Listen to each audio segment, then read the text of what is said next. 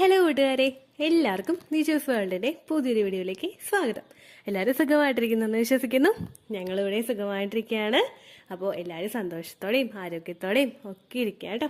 ഇന്നത്തെ വീഡിയോയിൽ സംസാരിക്കുന്നത് ഇംപ്ലാന്റേഷൻ ഫെയിൽ ആകാനായിട്ട് കാരണമായിട്ടുള്ള 7 കാര്യങ്ങളെ പറ്റിയിട്ടാണ്. ഈ 7 മിസ്റ്റേക്ക് നിങ്ങൾ 2 വീക്സ് വെയിറ്റിംഗ് പീരീഡ് ഓഫ് ടൈമിൽ ചെയ്യാനായിട്ട് ഒട്ടും തന്നെ പാടില്ല കേട്ടോ. അപ്പോൾ നമുക്കിത് എന്താണെന്ന് നോക്കാം. വീഡിയോ നമുക്ക് സ്റ്റാർട്ട് ചെയ്യാം. ഇംപ്ലാന്റേഷൻ എന്ന് പറയുന്നത് എന്താണെന്ന് നിങ്ങൾക്ക് എല്ലാവർക്കും അറിയായിരിക്കും. പക്ഷെ ഞാൻ ചെറുതായിട്ടൊന്ന് പറയാം കേട്ടോ. ഓവുലേഷൻ കഴിഞ്ഞിട്ട് 6 മുതൽ 12 ദിവസത്തിനകത്താണ് ഇംപ്ലാന്റേഷൻ സംഭവിക്കുന്നത്. അതായത് അണ്ടവും ബീജവും തമ്മിൽ ജോയിൻ ആയിട്ടുണ്ടെങ്കിൽ ആ ഫെർട്ടിലൈസ്ഡ് ആയിട്ടുള്ള എഗ്ഗ് വന്നിട്ട് സെൽ ഡിവിഷൻ ഒക്കെ കഴിഞ്ഞ് നിങ്ങളുടെ എൻഡോമെട്രിയൽ ലൈനിങ്ങിൽ എത്തി, നിങ്ങളുടെ യൂട്രസിന്റെ വോളിൽ എൻഡോമെട്രിയൽ ലൈനിങ്ങിൽ എത്തിയിട്ട് അറ്റാച്ച് ആകുന്നതാണ് ഇംപ്ലാന്റേഷൻ എന്ന് പറയുന്നത്. ഇംപ്ലാന്റേഷൻ നടക്കുന്നത് ഓവുലേഷൻ കഴിഞ്ഞിട്ട് നെക്സ്റ്റ് ഡേ അല്ല. കാരണം സെൽ ഡിവിഷൻ ഒക്കെ ഫലോപ്പിയൻ ട്യൂബിൽ വെച്ച് നടന്ന് ഇതൊരു ഓവുലേഷൻ കഴിഞ്ഞിട്ട് 6 മുതൽ 12 ദിവസത്തിനകത്താണ് സംഭവിക്കുന്നത്.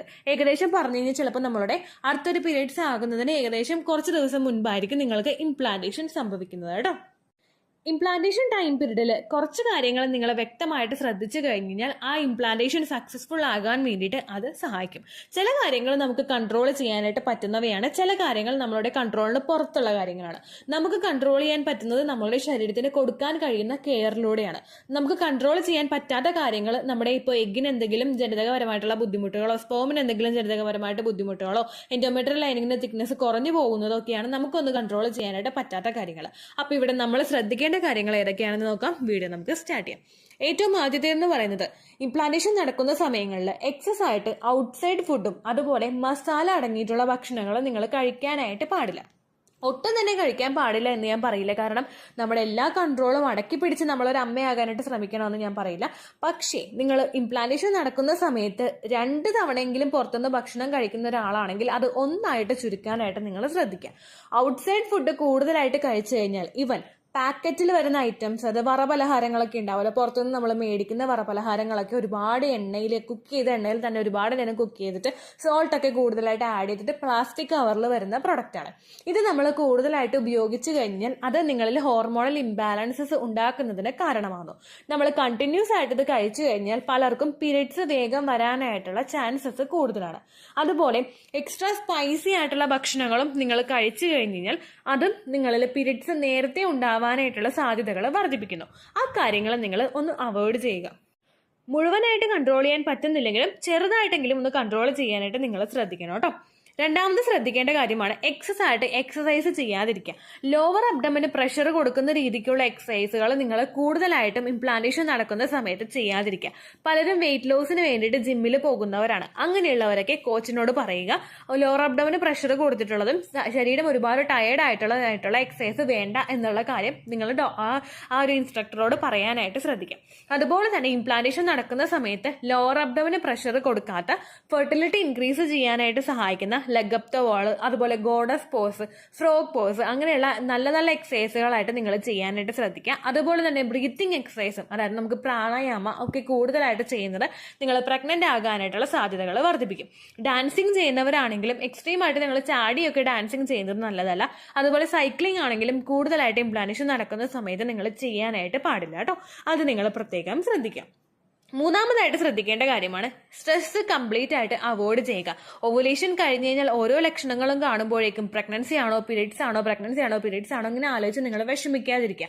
സ്ട്രെസ് ശരീരത്തിൽ കൂടുന്നതിനനുസരിച്ചിട്ട് സ്ട്രെസ് ഹോർമോൺ ശരീരത്തിൽ പ്രൊഡ്യൂസ് ആക്കും. ഇങ്ങനെ വന്നു കഴിഞ്ഞാൽ നിങ്ങളുടെ ബ്രെയിനും നിങ്ങളുടെ റീപ്രൊഡക്റ്റീവ് സിസ്റ്റവും തമ്മിലുള്ള ഒരു ബന്ധം അത് കട്ട് ചെയ്യുന്നു. ഇങ്ങനെ വന്നു കഴിഞ്ഞാൽ കൃത്യമായിട്ടുള്ള ഹോർമോൺസിന്റെ ഇൻക്രീസ് ബ്രെയിനിന് നടത്താൻ പറ്റാതെ വരികയും ഇംപ്ലാന്റേഷൻ നിങ്ങൾക്ക് ഫെയിൽ ആകാനായിട്ടുള്ള സാധ്യതകൾ അത് വർദ്ധിപ്പിക്കുകയും ചെയ്യും. അതുകൊണ്ട് നിങ്ങൾ അതൊന്ന് അവോയ്ഡ് ചെയ്യുക കേട്ടോ. നാലാമതായിട്ട് നിങ്ങൾ ശ്രദ്ധിക്കേണ്ട കാര്യം സെക്സ് ചെയ്യാതിരിക്കുക. ഫിസിക്കൽ കോണ്ടാക്ട് കഴിവതും നിങ്ങൾ അവോയ്ഡ് ചെയ്യുക. പിന്നെ മനുഷ്യന്മാരാണ്, ആഗ്രഹമുള്ള മനുഷ്യന്മാരാണ്. അപ്പോൾ അങ്ങനെ വരുന്നവർ ചെയ്യുന്നുണ്ടെങ്കിൽ നിങ്ങളൊരു കെയർ കൊടുത്തിട്ട് ചെയ്യുക. ഒരുപാട് പ്രഷറിൽ നിങ്ങൾ ചെയ്യാതിരിക്കുക. അതുപോലെ തന്നെ ഓവുലേഷൻ കഴിഞ്ഞിട്ടുള്ള സമയത്ത് ഫിംഗറിങ് ആണെങ്കിലും ഓറൽ സെക്സ് അത് നിങ്ങൾക്കാണ് കിട്ടുന്നതെങ്കിലും നിങ്ങളത് ചെയ്യാതിരിക്കുക. കാരണം ഒരുപാട് ഇൻഫെക്ഷൻസും ബാക്ടീരിയാസും ഒന്നും നമ്മുടെ ശരീരത്തിനകത്തേക്ക് പ്രവേശിക്കാനായിട്ട് പാടില്ല. പ്രവേശിപ്പിക്കില്ല ശരീരം, അത് മറ്റൊരു കാര്യം. പക്ഷെ നമ്മൾ നമ്മുടെ ഭാഗത്തു നിന്നും കൂടി ശരീരത്തിന് ഒരു സപ്പോർട്ട് കൊടുക്കാനായിട്ട് ശ്രദ്ധിക്കുക കേട്ടോ. ഒരുപാട് പ്രഷർ കൊടുത്തിട്ട് ഫിസിക്കൽ കോണ്ടാക്ട് ചെയ്യുന്നവരോ അല്ലെങ്കിൽ ഫിസിക്കൽ കോണ്ടാക്ട് ചെയ്തിട്ട് പിറ്റേ ദിവസം പീരീഡ്സ് ആകുന്ന ഒരു ശരീരമുള്ള ആളുകളും കംപ്ലീറ്റ് ആയിട്ട് ചെയ്യാതിരിക്കുക. കാരണം ഒരുപാട് പേരുണ്ട്, ഇപ്പോൾ PCOD ഉള്ള ആളുകളൊക്കെ ഫിസിക്കൽ കോണ്ടാക്ട് ചെയ്തിട്ട് ചിലപ്പോൾ ചിലരൊക്കെ പിറ്റേ ദിവസം തന്നെ പീരീഡ്സ് ആകാറുണ്ട്. അങ്ങനെയുള്ള ആളുകളൊന്നും അത് ചെയ്യാതിരിക്കുക കേട്ടോ. അടുത്തതായിട്ട് നിങ്ങൾ ശ്രദ്ധിക്കേണ്ട കാര്യം നിങ്ങളുടെ സ്ലീപ്പാണ്. കൃത്യമായിട്ട് ഉറങ്ങാനായിട്ട് നിങ്ങൾ ശ്രദ്ധിക്കുക. ഒരു എന്താ പറയുക, നമ്മളൊരു 7 to 8 hours എങ്കിലും കൃത്യമായിട്ട് ഉറങ്ങിയിട്ടില്ല എങ്കിൽ അത് നിങ്ങളുടെ ഇംപ്ലാന്റേഷനെ സാരമായിട്ട് ബാധിക്കും.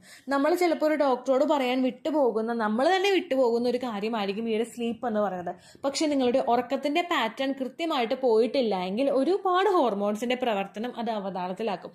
അതുകൊണ്ട് ആ ഒരു കാര്യം നിങ്ങൾ ചെയ്യാതിരിക്കുക. ഇംപ്ലാന്റേഷൻ നടക്കുന്ന സമയത്തൊക്കെ നിങ്ങൾ കൃത്യമായിട്ട് ഉറങ്ങണമെന്ന് പറഞ്ഞുകൊണ്ട് രാവിലെ ഒന്ന് നിങ്ങൾ കിടന്നുറങ്ങരുത് കേട്ടോ. രാവിലെ ഉറങ്ങിക്കഴിഞ്ഞ് കഴിഞ്ഞാൽ രാത്രി നിങ്ങൾക്ക് ഉറക്കം കിട്ടില്ല. അങ്ങനെയാണ് നിങ്ങളുടെ ഹോർമോൺസിന്റെ പല പ്രവർത്തനങ്ങളും അവതാളത്തിലായി പോകുന്നത്. അത് നിങ്ങൾ ശ്രദ്ധിക്കുക.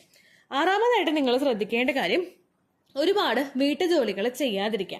ഇംപ്ലാന്റേഷൻ നടക്കുന്ന സമയത്ത് ബെഡ് റെസ്റ്റ് എടുത്ത് ബെഡിൽ കിടക്കാനല്ല കേട്ടോ ഉദ്ദേശിച്ചത്. നിങ്ങൾ ജോലികൾ ചെയ്യണം, നിങ്ങൾ ഫിസിക്കലി ആക്റ്റീവ് ആകണം. പക്ഷേ ചെയ്യുന്ന ജോലികൾ ഒരിക്കലും നിങ്ങളുടെ ലോവർ അബ്ഡോമിന് പ്രഷർ കൊടുക്കുന്നതോ നിങ്ങൾ എക്സ്ട്രീം ആയിട്ട് ടയേർഡ് ആകുന്നതോ ആയിട്ടുള്ള ജോലികൾ ആകാനായിട്ട് പാടില്ല.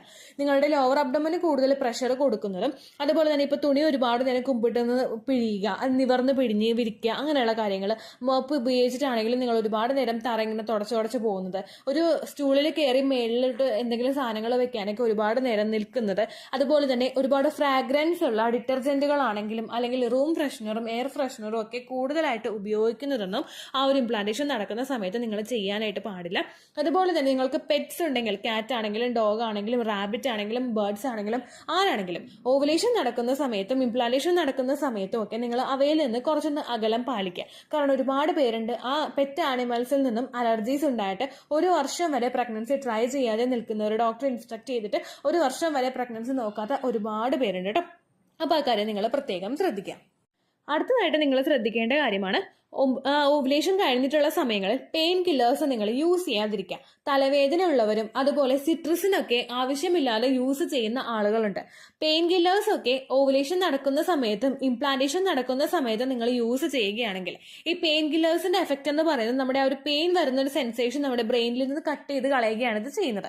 ഈ പെയിൻ കില്ലേഴ്സ് ഒക്കെ ഇംപ്ലാന്റേഷൻ നടക്കുന്ന സമയത്തൊക്കെ കൂടുതൽ നേരം നിങ്ങൾ യൂസ് ചെയ്ത് കഴിഞ്ഞാൽ അത് നിങ്ങളുടെ ഇംപ്ലാന്റേഷൻ നടക്കുന്ന പ്രോസസ്സിനെയും സാരമായിട്ട് ബാധിക്കും. അതുകൊണ്ട് എന്തെങ്കിലും മെഡിസിൻസ് നിങ്ങൾ എടുക്കുന്നുണ്ടെങ്കിൽ മസ്റ്റ് ആയിട്ട് ഡോക്ടറോട് പറയുക, നിങ്ങൾ ഓവുലേഷൻ കഴിഞ്ഞിട്ട് വെയിറ്റ് ചെയ്യുന്ന ടൈം പീരീഡ് ആണ് എന്ന് പറഞ്ഞിട്ട് മാത്രം നിങ്ങൾ മെഡിസിൻസ് എടുക്കുക കേട്ടോ. ഒരുപാട് പേര് ഓവുലേഷൻ കഴിഞ്ഞിട്ട് യൂറിനറി ഇൻഫെക്ഷൻസ് ഉണ്ടാവുന്നവരുണ്ട്. അങ്ങനെയുള്ളവര് നിങ്ങൾ ഡോക്ടറോടൊന്ന് പറഞ്ഞിട്ട് ആന്റിബയോട്ടിക്സ് എടുക്കുക കേട്ടോ. അപ്പൊ ഇത്രയും കാര്യങ്ങൾ കൃത്യമായിട്ട് ശ്രദ്ധിച്ചു കഴിഞ്ഞാൽ ഇംപ്ലാന്റേഷനെ സപ്പോർട്ട് ചെയ്യാനായിട്ട് നിങ്ങൾക്ക് സാധിക്കും. ഇത്രയേ ഉള്ളൂ വീഡിയോ. യൂസ്ഫുൾ ആയി കാണുമെന്ന് വിശ്വസിക്കുന്നു. യൂസ്ഫുൾ ആവുന്നുണ്ടെങ്കിൽ ലൈക്ക് ചെയ്യുക, ഫ്രണ്ട്സിനൊക്കെ ഷെയർ ചെയ്ത് കൊടുക്കുക കേട്ടോ. എന്തെങ്കിലും സംശയം ഉണ്ടെങ്കിൽ നിങ്ങൾ കമന്റ്സിൽ ചോദിക്കുക. പണ്ടത്തെ വീഡിയോയ്ക്ക് കമന്റ്സ് ഇടുന്നവർക്ക് റിപ്ലൈ ലഭിക്കുന്നില്ലെങ്കിൽ ലേറ്റസ്റ്റ് ആയിട്ട് ഞാൻ ഏത് വീഡിയോ ആണ് അപ്ലോഡ് ചെയ്യുന്നത് അതിന് താഴെ കമന്റ് ഒന്ന് കോപ്പി പേസ്റ്റ് ചെയ്യാനായിട്ട് ശ്രദ്ധിക്കുക കേട്ടോ. അതുപോലെ ഓവുലേഷൻ ഡേറ്റ് കാൽക്കുലേറ്റ് ചെയ്ത് തരാനായിട്ട് റിക്വസ്റ്റ് ചെയ്യുന്ന ആളുകൾ എത്രയാണോ സൈക്കിൾ ലെങ്ത് അത് മെൻഷൻ ചെയ്യാനായിട്ട് ശ്രദ്ധിക്കുക. സൈക്കിൾ ലെങ്ത് എന്നതുകൊണ്ട് ഉദ്ദേശിച്ചത് ഓരോ മാസവും എത്ര ദിവസം കൂടുമ്പോഴാണോ ബ്ലീഡിങ് വരുന്നത് അതാണ് സൈക്കിൾ ലെങ്ത്. കഴിഞ്ഞ മാസം ഒരു 8-ാം തീയതിയാണ് ബ്ലീഡിങ് ആയതെങ്കിൽ ഈ മാസം 6-ാം തീയതിയാണ് ബ്ലീഡിങ് ആയതെങ്കിൽ കഴിഞ്ഞ മാസം 8-ാം തീയതി മുതൽ ഈ മാസം 6-ാം തീയതി വരെ എത്ര ദിവസമുണ്ടോ അത് കാലണ്ടറിൽ എണ്ണി തിട്ടപ്പെടുന്നതാണ് നിങ്ങളുടെ സൈക്കിൾ ലെങ്ത്. സൈക്കിൾ ലെങ്ത് നമ്മൾ കൃത്യമായിട്ട് കാൽക്കുലേറ്റ് ചെയ്യുകയാണെങ്കിൽ ഓവുലേഷൻ ഡേറ്റ് എളുപ്പത്തിൽ കണ്ടുപിടിക്കാൻ വേണ്ടിയിട്ട് ഒരുപാട് ആപ്ലിക്കേഷൻസും ഒരുപാട് ഓൺലൈൻ ആയിട്ടുള്ള വെബ്സൈറ്റുകളും ഇന്ന് നമുക്ക് അവൈലബിൾ ആണ്. പ്ലേ സ്റ്റോറിൽ പോയിട്ട് ഓൺലൈൻ ഓവുലേഷൻ ട്രാക്കർ എന്ന് ടൈപ്പ് ചെയ്ത് കഴിഞ്ഞാൽ നിങ്ങൾക്ക് അതുമായിട്ട് ബന്ധപ്പെട്ടിട്ടുള്ള ആപ്ലിക്കേഷൻസ് കിട്ടും. അത് പറ്റുന്നില്ല എങ്കിൽ ഗൂഗിളിൽ പോയിട്ട് ഓൺലൈൻ ഓവുലേഷൻ കാൽക്കുലേറ്റർ എന്ന് ടൈപ്പ് ചെയ്ത് കഴിഞ്ഞാൽ അതുമായിട്ട് ബന്ധപ്പെട്ടിട്ടുള്ള വെബ്സൈറ്റുകൾ നിങ്ങൾക്ക് കിട്ടും. അതിൽ നിങ്ങളുടെ ലാസ്റ്റ് മന്തിലെ മെൻസ്ട്രേഷൻ്റെ ഡേറ്റും ഒപ്പം ഞാൻ ഈ പറഞ്ഞ രീതിക്ക് നിങ്ങൾ കാൽക്കുലേറ്റ് ചെയ്യുന്ന സൈക്കിൾ ലെങ്ത്തും എൻ്റർ ചെയ്ത് കൊടുക്കുകയാണെങ്കിൽ നിങ്ങൾക്ക് കൃത്യമായിട്ട് ഓവുലേഷൻ ഡേറ്റ് കണ്ടുപിടിക്കാനായിട്ട് സാധിക്കും. ഫെർട്ടൈൽ ടൈം പീരീഡും നിങ്ങൾക്ക് കിട്ടും. അതായത് എത്ര ദിവസം മുതൽ കോൺടാക്ട് ചെയ്ത് തുടങ്ങിക്കഴിഞ്ഞാൽ നിങ്ങൾ പ്രഗ്നൻ്റ് ആകും എന്നുള്ളൊരു ഡേറ്റും നിങ്ങൾക്ക് പ്രോപ്പറായിട്ട് കിട്ടും കേട്ടോ. ഇത് കാൽക്കുലേറ്റ് കാൽക്കുലേറ്റ് ചെയ്യുന്ന സമയത്ത്, സൈക്കിൾ ലെങ്ത് കാൽക്കുലേറ്റ് ചെയ്യുന്ന സമയത്ത് നിങ്ങളുടെ ആ ഒരു കലണ്ടറിൽ നോക്കി തന്നെ നിങ്ങൾ കാൽക്കുലേറ്റ് ചെയ്യുക. പല മാസങ്ങളിലും 30-31 ദിവസമുണ്ട്, അതുകൊണ്ടാണ് അങ്ങനെ പറഞ്ഞത്. ഒപ്പം നിങ്ങൾക്ക് ബ്ലീഡിങ് തുടങ്ങിയ ദിവസത്തിന് വേണം നിങ്ങൾ Day 1 ആയിട്ട് എടുക്കാൻ വേണ്ടിയിട്ട്. സ്പോട്ടിങ് തുടങ്ങിയ ദിവസത്തിനെ, അതായത് ചെറുതായിട്ട് ഡിസ്ചാർജ് പോയി തുടങ്ങിയ ദിവസത്തിനെ നിങ്ങൾ കൺസിഡർ ചെയ്യേണ്ട ആവശ്യം ഇല്ല കേട്ടോ. അപ്പോൾ ഇത്രയേ ഉള്ളൂ വീഡിയോ. അടുത്തൊരു വീഡിയോ ആയിട്ട് നമുക്ക് വീണ്ടും കാണാം. ബൈ.